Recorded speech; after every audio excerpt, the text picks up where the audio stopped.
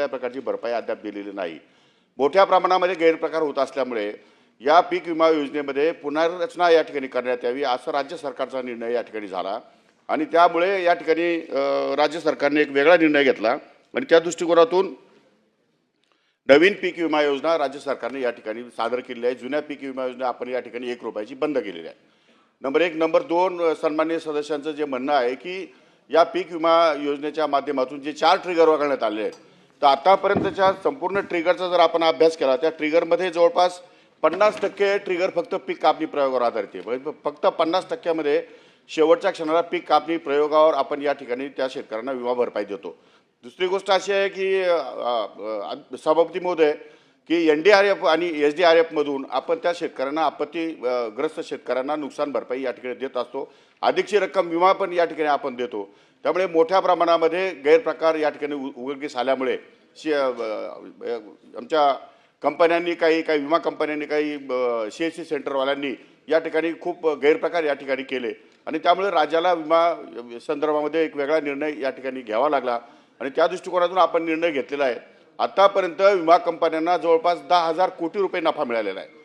सभापती महोदय एवढ्या मोठ्या रकमेला जर विमा कंपन्या एवढा फायदा घेत असेल सरकारचा तर ती रक्कम आपण शेतकऱ्यांच्या शेतामध्ये भांडवली गुंतवणूक म्हणून का खर्च करू नये अशा प्रकारचा प्रश्न जेव्हा आमच्या विभागासमोर आला त्यावेळेस आम्ही माननीय मुख्यमंत्री महोदय आणि दोन्ही उपमुख्यमंत्र्यांना विनंती केली की याप्रमाणे मोठ्या प्रमाणावर चिटिंग या ठिकाणी होते, शेतकऱ्यांना पैसा मिळत नाही, मधले लोक या ठिकाणी पैसा खात आहे, गैरप्रकार होत आहेत आणि मोठ्या प्रमाणामध्ये विमा कंपन्यांना या ठिकाणी फायदा होतोय।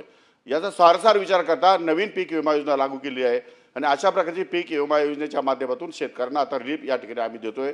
फार कमी रकमेमध्ये म्हणजे 2% खरीपामध्ये, 1.5% रब्बीमध्ये आणि नगदी पिकामध्ये आपण 5%पर्यंत या ठिकाणी आकारणी करतोय पीक विम्याची आणि त्या दृष्टिकोनातून शेतकऱ्यांना वेळेवर आणि उत्कृष्टपणे विमा योजना सुटसुटीत कशी राहील असा विचार राज्य शासनाने केलेला आहे आणि उर्वरित रक्कम ही भांडवली खर्चासाठी आम्ही गुंतवणार आहोत।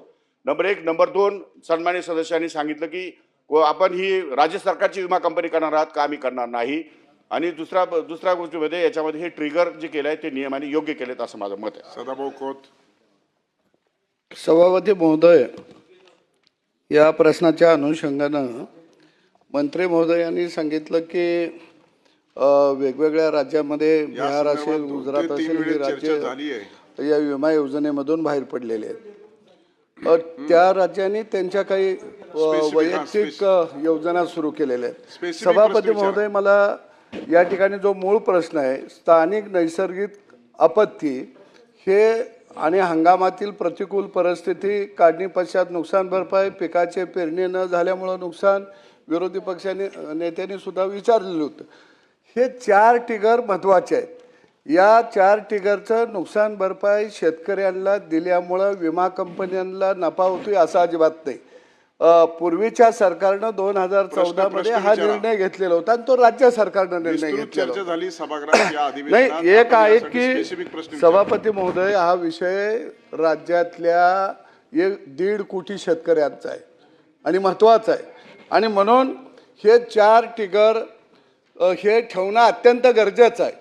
कारण नैसर्गिक आपत्ती एखाद्या गावावर आल्यावर तुम्ही NDRF मधून नुकसान भरपाई देताय, परंतु एखाद्या गावावर अतिवृष्टी झाली, पीक गेलं, आपण त्यातून नुकसान भरपाई आपण नाही देऊ शकत, आपण कॉमन नुकसान भरपाई देऊ शकतो आणि म्हणून हे 4 ट्रिगर जे वगळलेले आहेत ते गेल्या वेळी तुम्ही उत्तरात सांगितलं तर की काही लोकप्रतिनिधींच्या बरोबर, शेतकरी संघटनेच्या प्रतिनिधीबरोबर आम्ही बैठक घेतो आणि आपण ह्याच्यावर विचार करू।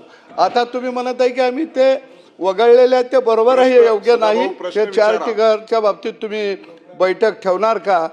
आणि दुसरं सभापती महोदय की विमा जे आता महसूल मंडळामध्ये नुकसान झाल्यानंतर आपण नुकसान भरपाई देतोय, पण महसूल मंडळ हे ग्राह्य न धरता जर गाव हे मंडळ तुम्ही धरणार का? त्या गावातलं जर शेत वड्या काठाला असलं, पुरात वाहून गेलं तर नुकसान भरपाईमध्ये तुम्ही धरणार का? त्याचा पंचनामा करणार का? हा माझा प्रश्न आहे। आणि दुसरा एक प्रश्न की काही शेतकऱ्यांनी विशेषतः विदर्भामध्ये आंदोलनं काही शेतकऱ्यांनी केली आणि अशा विमा कंपनीच्या विरोधामध्ये आंदोलन केले। अगदी डॉक्टर ज्ञानेश्वर टाले नावाचा एक जिल्हा अध्यक्ष आहे बुलढाण्यामध्ये, आपण आंदोलन केलं की त्याला तडीपार करतोय. तर हेही बरोबर नाही. मी या पटलावरती हा विषय नोंदवते. धन्यवाद. मंत्री महोदय. सभापती महोदय, कुठल्याही प्रकारे आता विमा कंपनीचे टेंडर्स आलेले आहेत. टेंडर्स त्यांना वर्क ऑर्डर देण्यात आलेलं आहे. त्यामुळे हे 4 ट्रिगर विड्रॉ करणे शक्य नाही. त्यामुळे तशा प्रकारची बैठक घेण्याची आवश्यकता आहे असं मला अजिबात वाटत नाही.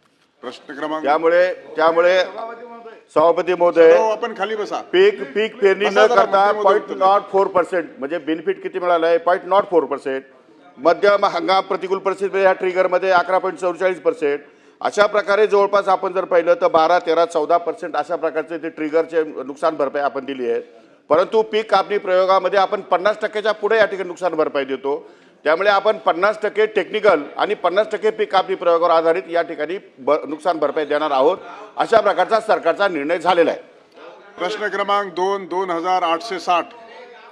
माननीय मंत्री महोदयांनी बैठक बोलवतो असं सांगितलेलं आहे आणि या सभागृहात या 3 वेळा चर्चा झाली आहे. सन्मानित त्यांच्यावर बैठक घेण्यात येईल आणि त्यांचे पण विचार या ठिकाणी विचारार्थ ठेवण्यात येतील. यस. प्रश्न क्रमांक 2, 2860. विरोधी पक्षनेते अंबादास सभापती महोदय, प्रश्न क्रमांक 2. सभापती महोदय, छापल्याप्रमाणे. सभापती महोदय, याच्यात माझा मुद्दा जो होता तो जो शेवटचा आपण मान्य मंत्री महोदय केलेला आहे की यांना पेनल्टी लावण्यात आलेली आहे, ती वसूल केली का नाही एवढाच माझा याच्यातला प्रश्न आहे. कारण तुम्ही जे काही याच्यामध्ये झालं ते सगळं सर्च केलेलं आहे, त्याला पेनल्टी केलेली आहे आणि ती पेनल्टी लावली का नाही एवढंच वसूल केली नाही एवढा माझा प्रश्न आहे. माननीय मंत्री महोदय. घ्या परदेशात भरारी, तेही सर्वसामान्यांना परवडणारी. 1 रुपया भरा आणि थायलंडमध्ये फिरा. सचिन इंटरनॅशनल घेऊन आले आहेत जगातली सर्वात स्वस्त परदेश टूर. पूर्ण 5 दिवसांचं पॅकेज आता फक्त 32,999 रुपयांमध्ये. पॅकेजमध्ये विमान प्रवास, हॉटेल, ब्रेकफास्ट, ट्रान्सपोर्ट आणि प्रेक्षणीय स्थळे. सचिन इंटरनॅशनल 18 वर्षांपासून पर्यटन क्षेत्रातील एक विश्वसनीय नाव. सचिन इंटरनॅशनल सोबत मनसोक्त फिरा. संपर्क 7767989898.